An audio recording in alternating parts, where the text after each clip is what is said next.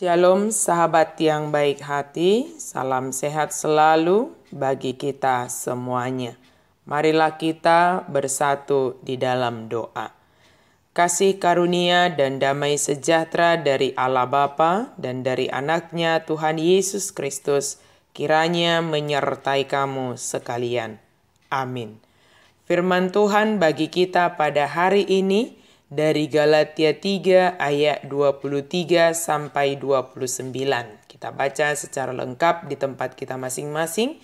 Saya baca ayat 24 dan 25. Jadi hukum Taurat adalah penuntun bagi kita sampai Kristus datang, supaya kita dibenarkan karena iman. Sekarang iman itu telah datang. Karena itu kita tidak berada lagi di bawah pengawasan penuntun. Anak Allah karena iman kepada Yesus Kristus. Kita mengetahui manfaat dari hukum Taurat, yaitu sebagai penuntun bagi kita sampai Kristus datang, supaya kita dibenarkan karena iman. Hukum Taurat sangat besar manfaatnya, dan jika kita mengingat saat di mana Allah menyerahkan hukum Taurat kepada umat pilihannya melalui Musa adalah sebagai penuntun atau sebagai aturan bagi mereka ketika mereka telah dibebaskan Allah dari perbudakan di Mesir. Ketika mereka telah dimerdekakan dari perbudakan dan mendapat pembebasan oleh kasih Allah melalui Musa yang dipilih oleh Allah untuk membawa mereka ke tanah yang telah dijanjikan Allah bagi mereka.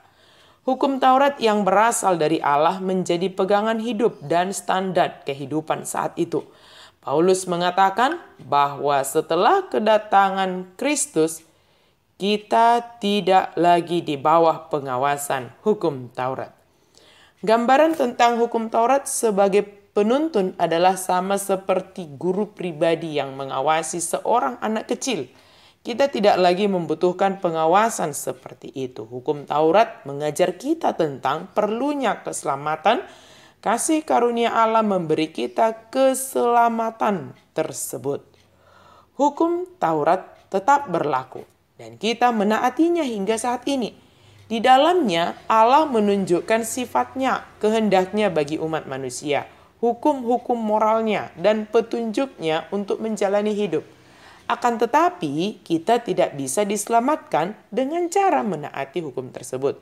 Kita harus percaya kepada Kristus, sebab dalam Kristus kita beroleh keselamatan. Paulus tidak mengatakan bahwa hukum Taurat tidak berguna, tetapi dia mengatakan ketika kita telah hidup sebagai orang yang beriman kepada Yesus Kristus tanpa pengawasan dari hukum Taurat sebagai penuntun, kita secara otomatis melakukan hukum Taurat dengan kesadaran sendiri, bukan untuk jalan keselamatan. Sebab kita diselamatkan hanya oleh kasih karunia Allah di dalam Yesus Kristus melalui iman percaya kita. Kita bukan lagi hidup seperti diperbudak oleh hukum Taurat.